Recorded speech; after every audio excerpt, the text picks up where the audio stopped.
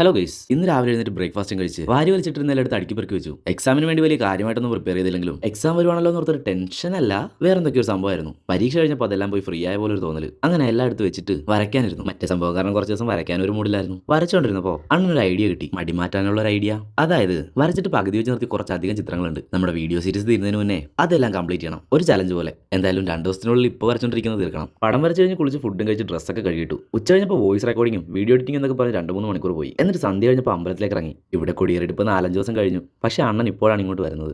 അമ്പലത്തിലേക്ക് അടുക്കുന്തോറും ഉള്ളിലിങ്ങനെ ഉത്സവാവേശം കൂടി വരുന്നുണ്ട്. സ്റ്റേജിൽ നാടകമാണിന്ന്. 10 മണിക്ക് മുന്നേ പരിപാടികൾ തീർക്കേണ്ടതുകൊണ്ട് നേരത്തെ തന്നെ തുടങ്ങും. അണ്ണൻ അമ്പലത്തിലെത്തിയപ്പോൾ 9 മണിയാകാറായി. അപ്പോഴാണ് താലപ്പൊലിയുടെ കൊട്ട് കേൾക്കുന്നത്. അങ്ങോട്ട് നടന്നെത്തിയപ്പോഴേക്കും താളം മാറി പടയണി കൊട്ട് കൊട്ടാൻ തുടങ്ങി. ഒരു കാവുങ്കൽ നിവാസികളുടെ ഉള്ളിൽ ഈ ഒരു താളം ഉണ്ടാക്കുന്ന അഡ്രിനാലിൻ റഷ് അത് എത്രത്തോളാണെന്ന് പറഞ്ഞറിയിക്കാൻ പറ്റില്ല.